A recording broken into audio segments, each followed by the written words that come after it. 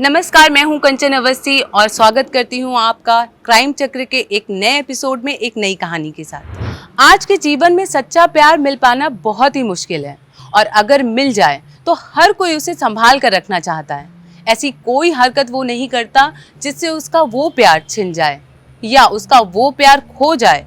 लेकिन जब आपके प्यार में कोई इतना डूब जाए कि वो उसे पाने के लिए सारी हदें पार कर जाए और उसे हर हाल में पाने की कोशिश में उसे ही वो खत्म करने पर मजबूर हो जाए। आज की इस कहानी में कुछ ऐसा ही है कि एक हंसी खुशी से चल रहे भैया और भाभी के रिश्तों को उसके देवर की ही नजर लग जाती है।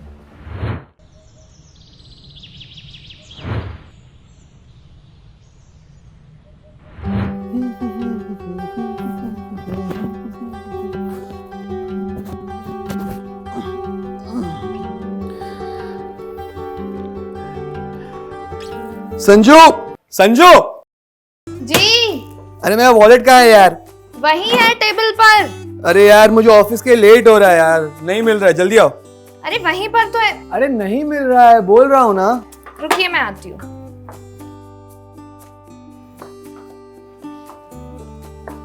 ये क्या है? कहाँ होगा?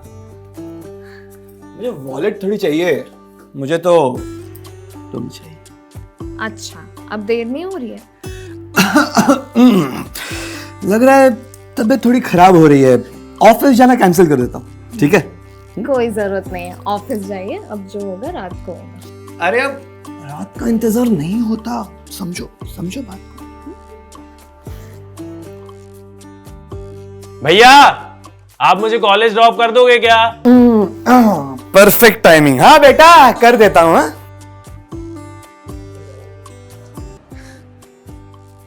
भाभी आप यहाँ हो, मुझे बहुत जोर से भूख लग रही है, जल्दी से नाश्ता दे दो ना। जाओ जाओ, खिला दो, 2 दिन से खाया नहीं। अभी देती हूँ।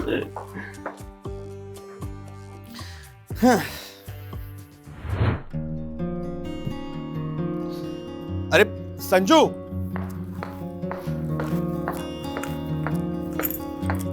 संभाल के जाइएगा। Bye bye. बाय भाभी। जल्दी आता हूँ, चलो।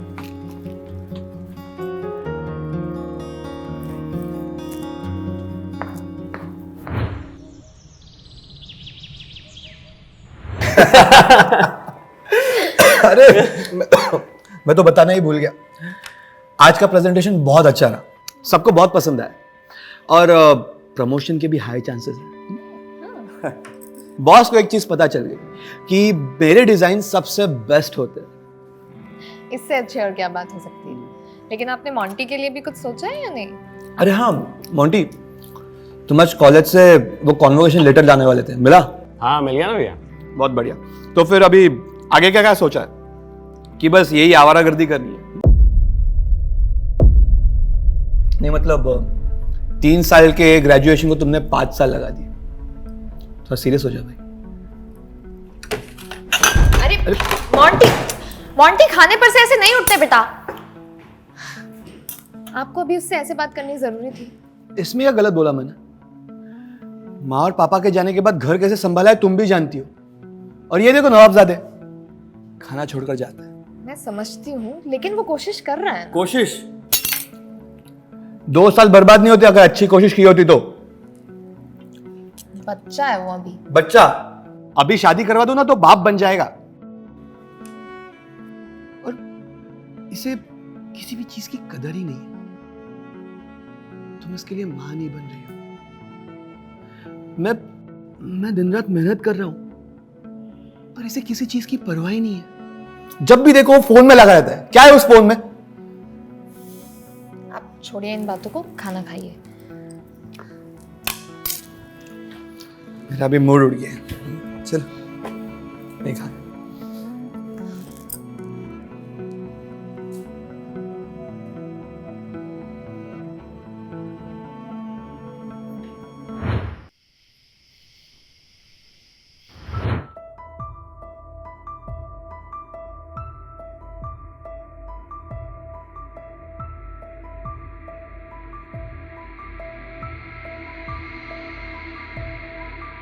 क्या कर रहे हैं अभी? चलिए अभी सो जाइए। अरे काम नहीं कर रहा हूँ, वो मोंटी के डॉक्यूमेंट्स देख रहा हूँ, सोच रहा हूँ कि उसे भी ऑफिस में अपने साथ काम पे लगा दूँ। मैंने बात भी की तिवारी सर के साथ, शायद कुछ ना कुछ हो जाएगा। ये तो बहुत अच्छी बात है, लेकिन आज आपने उसे खाना खा सुना दिया। हाँ यार, मुझे भी ऐसा ही लगता है। वो क्या है ना, माँ और पापा के जाने के बाद वो मेरे बेटे जैसा ही है, और इसी वजह से तो हम बच्चा प्लान नहीं कर रहे हैं। मैं उसे चिल्लाना नहीं चाहता, बस चाहता हूँ कि वो अपनी जिम्मेदारी समझ जाए। आप अपना दिल छोटा मत कीजिए, वो बहुत समझदार है, समझ जाएगा, अपना ही बच्चा है। ठीक है।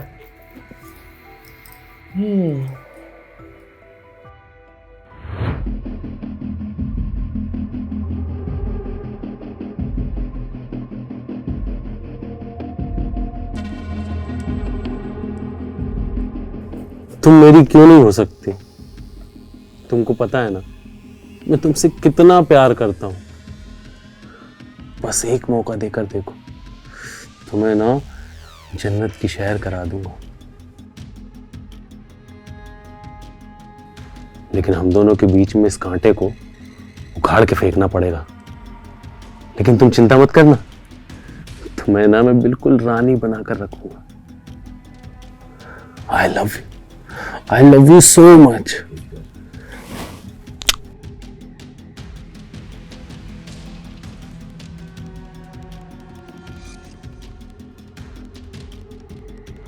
एक तरफ राजेश का अपने भाई के प्रति प्यार और चिंता से रातों की नींद उड़ी हुई है, और दूसरी तरफ मोंटी जो अपने ही माँ समान भाभी पर नजर डाले बैठा है। ऐसे लोगों को आप क्या कहेंगे? क्या ऐसे लोग सच में भरोसे के लायक होते हैं? क्या ऐसे लोगों पर हमें भरोसा करना चाहिए? क्योंकि ऐसे लोग तो आस्तीन के सांप से भी भयानक होते हैं।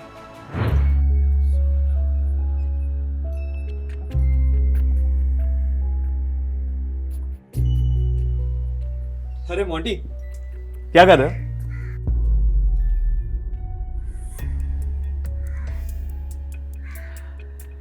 देख रहा हो तुम बहुत दिनों से हमारे साथ खाने पे भी नहीं बैठते, बहुत उदास से रहते।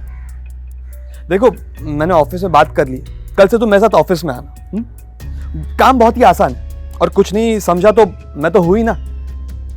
अरे अब भी खुश नहीं हुए? ठीक है, मुझे पता है तुम्हें खुश कैसे करना है।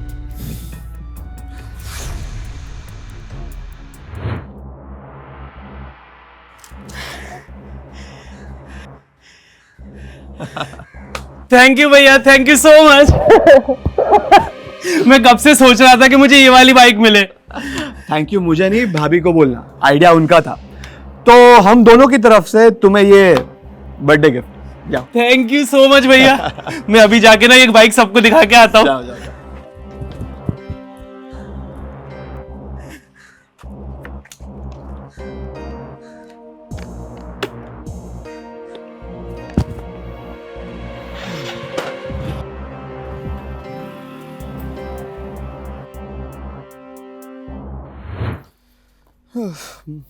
Monty, Monty. हाँ भैया।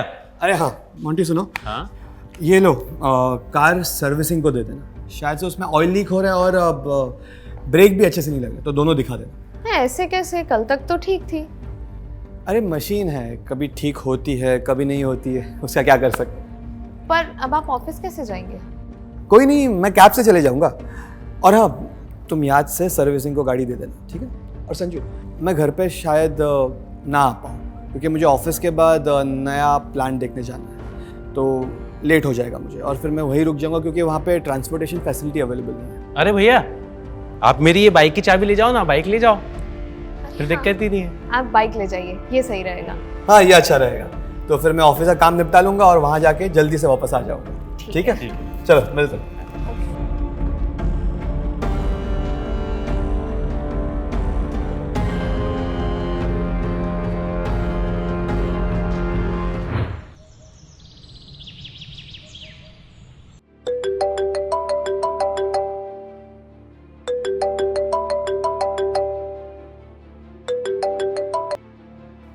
हेलो। हेलो, क्या मेरी बात संजना मिश्रा से हो रही है? जी बोल रही हूँ।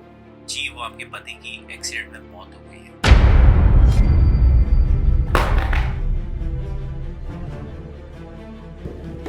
भाभी, क्या हुआ भाभी? भाभी, हेलो। राजेश जी की एक्सीडेंट में मौत हो गई है। मैं आपको लोकेशन भेजता हूँ, आप लोग आकर बॉडी कलेक्ट कर लीजिए। हाँ, हम आ रहे हैं। भाभी, भाभी, भाभी।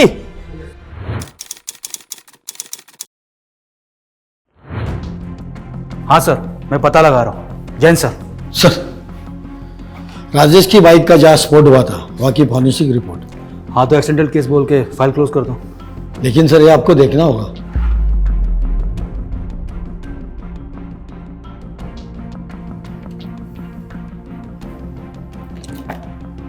ये तो एक्सप्लोजिव है और कोई ऐसा वैसा नहीं बल्कि केमिकली डिजाइंड है। मतलब कातिल को अच्छे से पता था कि गाड़ी के गर्म होते ही अंदर का केमिकल एटमॉस्फेयर के ऑक्सीजन में कांटेक्ट में आके आग पकड़ लेगा। और स्पोर्ट्स बाइक ज्यादा हीट प्रोड्यूस करती है कंपेयर टू नॉर्मल बाइक। और एक बात सर, बाइक के कूलेंट के पार्ट्स गायब है।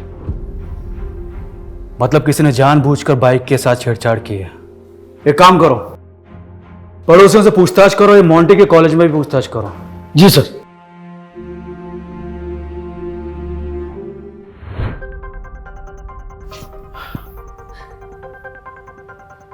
प्लीज संभालिए खुद को। आपके पति के साथ जो भी हुआ उसका हमें बेहद अफसोस है। उनकी किसी से कोई दुश्मनी या झगड़ा? नहीं सर, राजेश बेहद शरीफ इंसान थे। उनका किसी के साथ कोई झगड़ा नहीं था। हो सकता है बाहर कुछ हुआ हो। नहीं सर, मेरे भैया तो बहुत शरीफ थे सर, उनकी किसी के साथ कोई दुश्मनी नहीं थी। लेकिन आप ये सब क्यों पूछ रहे हैं? जी क्योंकि जिस बाइक एक्सीडेंट में उनकी डेथ हुई है वो एक्सीडेंट पेट्रोल की टंकी फटने से हुआ था। और हमें जांच में पता चला है कि उसके सेफ्टी पार्ट्स निकाले गए थे। लेकिन सर, बाइक तो एकदम न्यू थी सर। हमें भी शक है कि एक्सीडेंट है, बल्कि एक प्लांट मर्डर हो सकता है, क्योंकि हमारे पास चली हुई बाइक के अलावा और कुछ नहीं है। वैसे वो बाइक आपकी थी ना? हाँ सर, वो बाइक भैया ने मुझे गिफ्ट की थी और उनकी किसी के साथ दुश्मनी नहीं थी सर। पता नहीं सर, हमारी किस्मत खराब है जो उनके साथ ये सब हो गया। ठीक है, फिलहाल हम चलते हैं। अगर आपको कुछ पता चले तो हमें इन्फॉर्म कीजिएगा।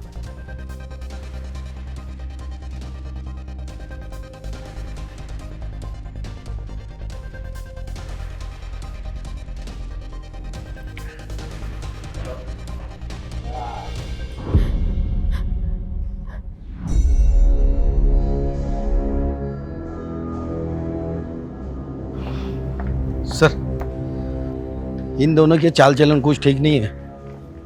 बिना सबूत के हम कर भी क्या सकते हैं? सर, हो सकता है इन दोनों ने मिलकर कुछ गड़बड़ की होगी। नहीं, ये पॉसिबल नहीं है। चलो देखते हैं कितने दिन तक ऐसा चलता है। इन पर नजर रखो। जी सर।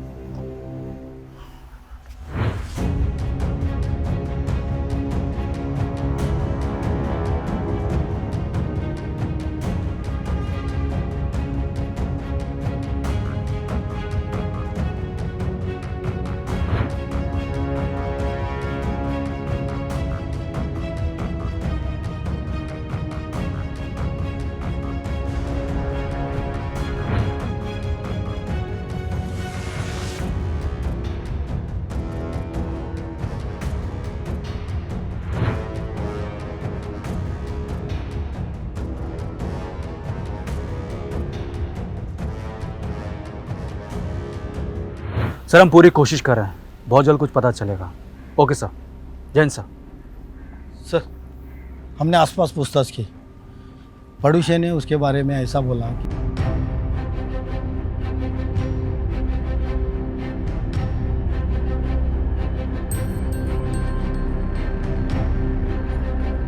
सर, इतना सबूत काफ़ी है उसको उठाने के लिए।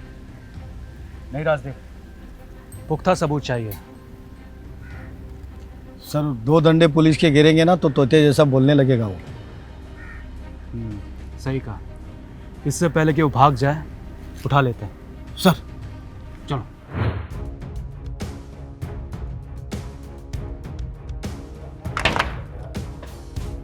संजू, डार्लिंग संजू, कहाँ हो? संजू, बाहर आओ ना। मोंटी, तमीज भूल गए हो क्या? अभी भैया को गए महीना भी नहीं हुआ है और तुमने ये क्या हालत बना रखी है? चुप। वो होता भी तो क्या करता मेरा? ये घर मेरे बाप का है और वो जो काम करता था वो भी मेरी बाप की जगह पे करता था। बकवास करती है। तुम होश में नहीं हो, बाद में बात करो तुम। आज ही तो होश में आया हूं मैं। छोड़ो मुझे, वरना मैं पुलिस को बुला लूंगी। अरे हेड पुलिस, क्या बिगाड़ेगी मेरा? जैसे उसे तेरे पति को मारा था ना, वैसे ही तुझे भी निपटा दूंगा। इसलिए जैसा बोलता हूं वैसा कर। नहीं, छोड़ो।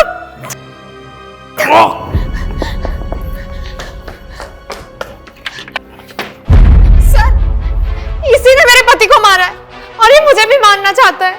हमें इसकी सच्चाई पता चल गई है। ले चलो से।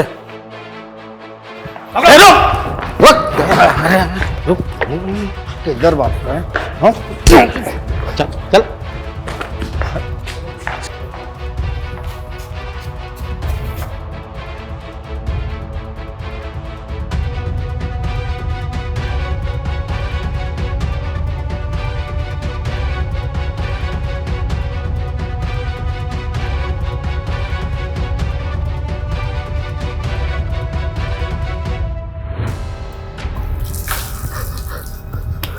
होश उतरा?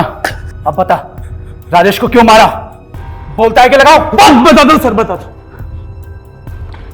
सर, मैं हमेशा से उससे जलता था। पापा की जॉब भी उसको मिली और संजू जैसी लड़की भी उसको मिली। मैं संजू से बहुत प्यार करता था सर। उसे सब अच्छी चीजें मिली और मुझे उसकी इस्तेमाल की हुई चीजों के अलावा कुछ भी नहीं। पहले मैंने उसकी कार खराब करने की कोशिश की, लेकिन मैं उसमें कामयाब नहीं हो पाया। फिर मैंने मौका देखकर बाइक के स्पीडोमीटर में एक्सप्लोजिव लगाया। जैसे ही स्पीड 50 से ज्यादा होती है और वो फट जाता। और मुझे पता था भैया वो खाली सड़क पर भगाने का शौक है।